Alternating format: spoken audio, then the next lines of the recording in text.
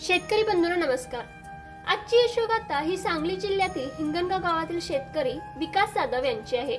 सुरुवातीला फक्त 20 गुंठ्यापासून सुरू करून आज आपल्या 2 एकरात ते यशस्वीरित्या सेंद्रिय पद्धतीने हळदीचे उत्पन्न घेत आहेत। विकास हे कम्प्युटर क्लासेस चालवत होते, परंतु कोरोनाच्या वेळी त्यांना या हळदीच्या शेतीची कल्पना सुचली असं ते सांगतात। हळदीच्या शेतीबद्दल माहिती देताना ते बोलतात की लागवडीसाठी जमीन ही पाण्याचा निचरा होणारी काळी तांबडी जमीन चालते। बियाणं निवड करताना जुन्या प्लॉट मधील बियाणं किंवा उच्च प्रतीचे बियाणं निवडावं। लागवडीपूर्वी जमिनीच्या मशागतीसाठी मार्च ते मे महिन्याच्या कालावधीत जमीन पूर्ण तापून घेतली जाते। साधारणतः एका एकराला 10 क्विंटल बियाणे लागत असून लागवडीपूर्वी शेणखत टाकावे।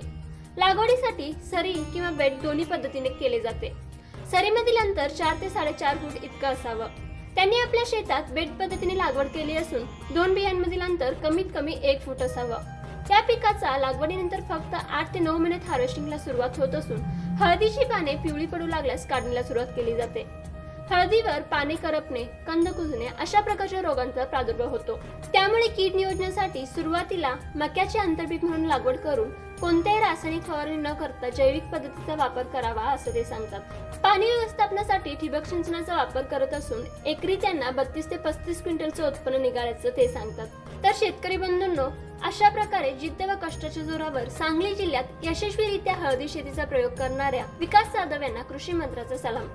शेतकरी मित्रांनो, आजची ही यशोगाथा तुम्हाला कशी वाटली हे कमेंट करून नक्की सांगा।